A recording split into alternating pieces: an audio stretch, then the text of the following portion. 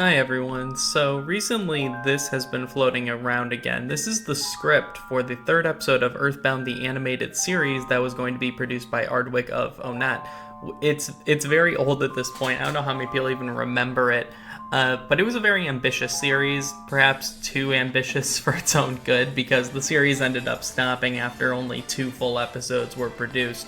And this third one made the rounds on Starman.net quite a while ago, for a long time, and suddenly people are getting back into it, sharing it around again. So I thought I would do a script read of it, just for fun here, and kind of give my thoughts on it.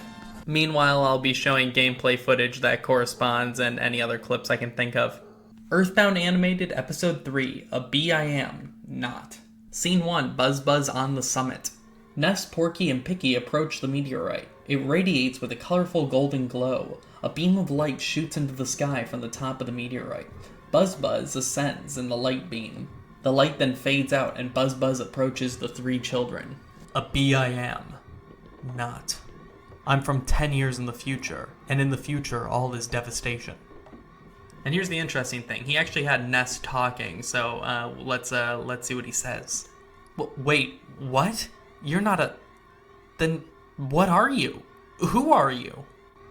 I am Buzz Buzz. I have traveled from the future to relay a message of the utmost important. He must have meant importance. You must listen. The 3 boys, stunned, look on as Buzz Buzz continues to talk. As I said, in the future all is devastation. There is one known as Gygus, the universal cosmic destroyer. 10 years from now, he has sent all to the horrors of eternal darkness. However, where I am from, there is a well-known legend that has been handed down from ancient times.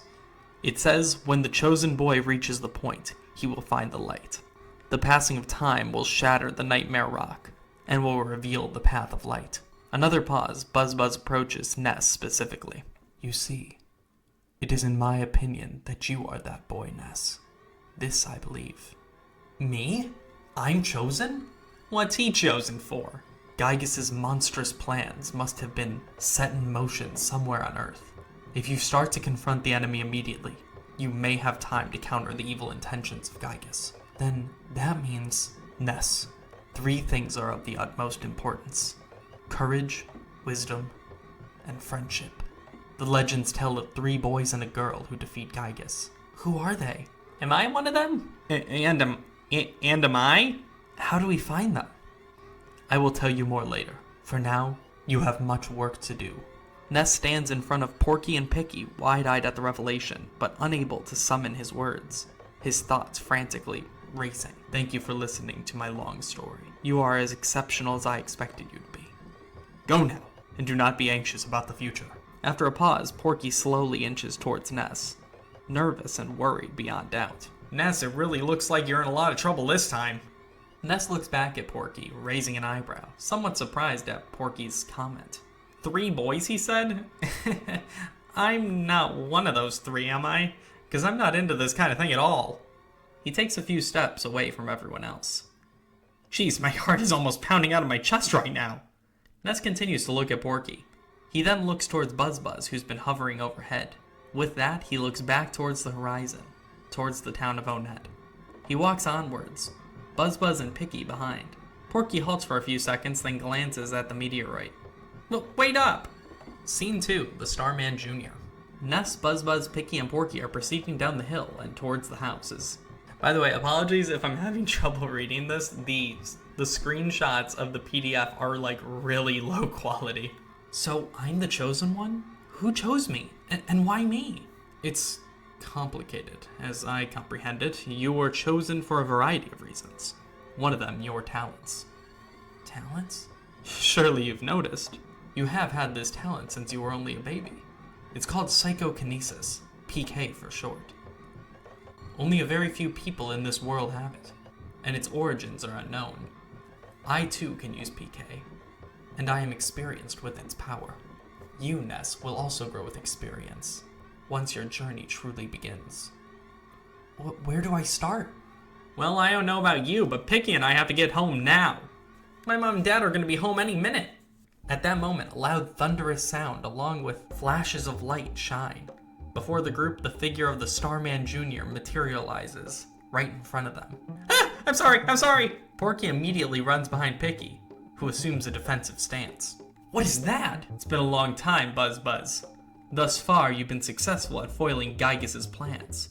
But Buzz, you must now surrender. You, Starman Jr. You are no longer a hero, just a useless insect. I'll stomp you hard. You'll what? The Starman Jr. throws his arms forward. PK Fire Beta! A lightning bolt shape begins to shoot from the Starman Jr.'s arms, and before you get all nitpicky, it's clearly based on Smash. Everyone, get back! Ness, Picky, and Porky shout and run in the opposite direction. The fire attack catches up to them quickly, and they each throw themselves to the ground, shouting as the bolt reaches them. PK Shield Sigma! Just before the fire reaches the three boys, a large wall of light forms in front of them. The bolt strikes the wall, and upon doing so, ricochets off and in random directions instead, protecting them from harm. And incoherent whimpering from Porky. Already you resort to your pathetic defenses. Nothing but a waste of your PK abilities. That's psychokinesis? Yes, this is a shield designed to protect from PK attacks. But it's not too strong, so we must act while it still lasts. Not if I have anything to say about it. PK Fire Alpha!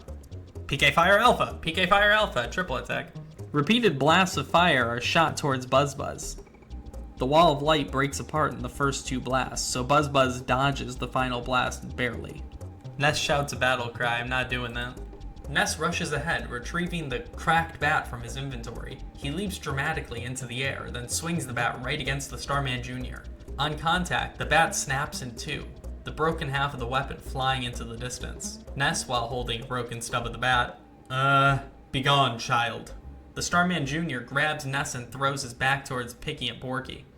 He crashes into the grass and spirals to a stop. The broken handle of the baseball bat falls at Picky's feet. Porky and Picky gasp. Ness gets back up slowly, only with a hopeless expression, realizing that his weapon was now gone. Picky, who notices the bat handle at his feet, picks it up and holds it in the air. Picky, what are you doing? Take this. Hiya! Picky throws the handle. It flies towards the Starman Jr. and hits it right in the eyepiece. The piece shatters on impact with a smash sound. At that precise moment, the Starman Jr. explodes in flashes, sparks, and PK blasts. Wow, nice shot. Picky stands there, completely still, shocked. Is it safe now? I think so. We were taking a big chance there. He came from 10 years in the future, so we can't relax yet. You mean there could be more of them around here? I'm sure of it. From now on, you'll be fighting enemies sent by Giygas, as well as humans who have evil thoughts. They'll definitely make trouble during your adventure. Animals are also becoming violent due to Giygas' influence over the evil in their minds. That would explain those crows earlier. Okay, sure. Come on, can we go home now? Right, let's go. The group continues to proceed onwards, sans Picky. He still stands, posed in the throwing position where he defeated the Starman Jr. After a few seconds, Ness, Porky, and Buzz come back, pick him up, and walk away. Scene 3, the Soundstone. Inside the interior of the Minch home. The front door slowly opens up. Porky and Picky slowly peek inside. A moment later, they both begin tiptoeing in. Ness and Buzz follow inside. They proceed to make a few steps into the house. There you children are. The group find Lardna and Aloysius? I always say Aloysius. I always change my pronunciation, then get corrected again. This literally happened today. Both of you are gonna get it now. He follows them up while Lardna watches from below with Ness. Suddenly crashing sounds can be heard. Ness, uncomfortable, begins to make his walk towards the front exit, but is stopped by Lardna, who stands there, hands on her hips. A moment later, their father returns downstairs. By the way, I would be happy if you leave sometime soon. Quite frankly, I'm tired of your family living next door. Ness looks back, clearly offended, but keeps his mouth shut. He gets closer. Ness stands his ground. Noticeably, his fist is clenched. We've loaned your father a lot of money. It may have been $100,000 or more. Well, it may have been less, but because of the loan, my family and I now live in poverty. She looks at him with her look of piercing disapproval. My husband is far too lenient with the children. Oh well, nice guys finish last. That's the story of our life. Ness turns to look at the staircase where the Minch brothers had gone. As he does, Buzz starts flying towards Lardna. Hey! I think it's a dung beetle. I'll smash your guts out. Wait, don't! Lardna strikes Buzz, causing him to crash to the ground with a sickening thud.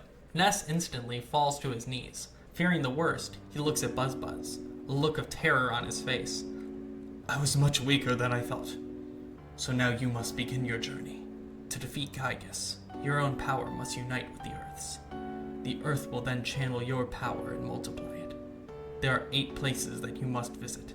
Make each of these places your own. Each of these places will become your sanctuary. One of them is here in Onett. It is called Giant Step. Go there first. Listen, before I pass on, I want to give you something. It is the Soundstone. Buzzbuzz uses his PK abilities to create a small blue rock in his hand, which floats in the air. Ness reaches out and grabs the stone. It has the power to record the power of the sanctuaries. It is the most important item you'll need. A light shines on Buzzbuzz and Ness. It comes from the window as the sun rises. Ness, it is already dawn outside. After a few moments, Ness panics, realizing Buzzbuzz has stopped moving. Buzzbuzz. Buzzbuzz, wait! Buzzbuzz! Ness sits at Buzzbuzz's corpse in mourning. He closes his eyes and says nothing. Scene 4, Dawn. The front door of the Minch's house opens up. Ness walks outside slowly.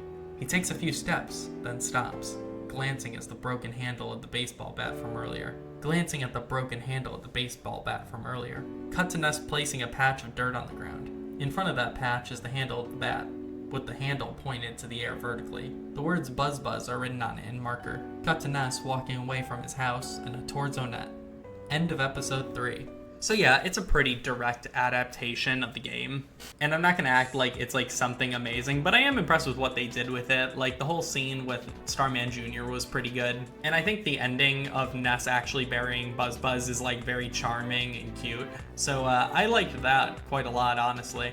Again, it held a lot of promise. It was just kind of way too big for its britches. And with something with as much story as EarthBound, it was pretty like, it wasn't feasible that one person could be animating it. Because as far as I know, Ardwick was the only one doing the actual animation, and others were just kind of contributing to the script and like writing or recording their lines. It was a very daunting project, and I'm impressed with what we did get out of it, even if it didn't make it all that far. Thanks for watching. I'm hoping to do more sort of one-off type of videos like this on this channel. I want to bring this channel back and do more with it. So I hope you stick around, and not making any promises with the upload schedule, but I hope to see you soon. Take it easy.